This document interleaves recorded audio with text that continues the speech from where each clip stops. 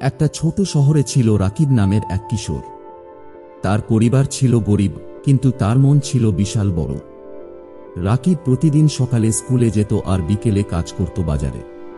কাজ করত এক মুদি দোকানে, যেখানে সে হিসাব রাখত, জিনিস তুলত আর খদ্দেরদের সঙ্গে হাসি মুখে কথা বলত। একদিন সন্ধ্যায় দোকানে মাত্র একজন খদ্দের এলো, একজন বৃদ্ধ লোক। তার মুখে চিন্তার ছাপ, হাতে শুধু কয়েকটা টাকা আর এক টুকরো কাগজ, যাতে লেখা কিছু জিনিসের নাম। তিনি বললেন, আমার ছেলে মেয়ে অসুস্থ, এদের জন্য ওষুধ, দুধ আর একটু চাল লাগবে, কিন্তু টাকাটা কম। তার কথা শুনে রাকিব দোকানদারকে ডাকার আগে নিজে থেকেই জিনিসগুলো তুলে ব্যাগে রাখতে লাগল। দোকানদার এসে জিজ্ঞেস করলেন, এইসব জিনিস তো টাকায় মেলে না রাকিব, তুমি দিলেও আমি তো বাকি দিতে পারবো না। রাকিব নিচু গলায় বলল, চাচা, এই টাকাটা আমি আজ কামিয়েছি, যদি আপনি দেন আমি ওনার বাকিটা মিটিয়ে দিচ্ছি।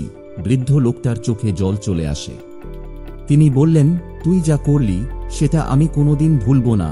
তিনি বেরিয়ে যাওয়ার সময় একবার পেছনে তাকালেন, যেন পৃথিবীর সবচেয়ে বড় ধন পেয়ে গেছেন। কিন্তু এখানেই গল্প শেষ নয়।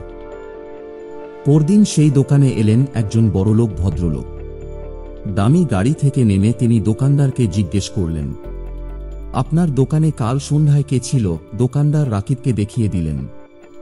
ভদ্রলোক রাকিবকে ডেকে বললেন, তুমি কি কাল এক বৃদ্ধকে জিনিস কিনে দিয়েছিলে? রাকিব মাথা নিচু করে বলল, হ্যাঁ স্যার, ওনার চোখে কষ্ট ছিল, আমি পারলে কিছু সাহায্য করি।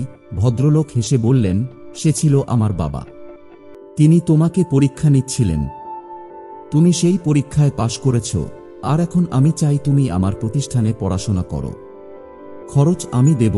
রাকিবের চোখে জল চলে এলো। সে বুঝল, একটা সৎ কাজ জীবনের পথ বদলে দিতে পারে।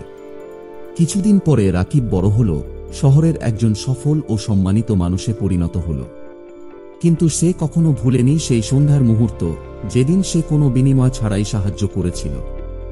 আমরা অনেকেই ভাবি, এই ছোট ছোট কাজ কারো নজরে পড়ে না, কিন্তু মন থেকে করা এক টুকরো সৎ আচরণ অনেক দূর যেতে পারে। নৈতিকতা মানে বড় কিছু নয়, নৈতিকতা মানে সঠিক সময় সঠিক কাজটা করা, যখন কেউ দেখছে না তবুও। জীবনে অনেক সুযোগ আসবে, লাভের, শর্টকাটের, কিন্তু সত্যিকারের শক্তি হল নিজের মূল্যবোধ ধরে রাখা।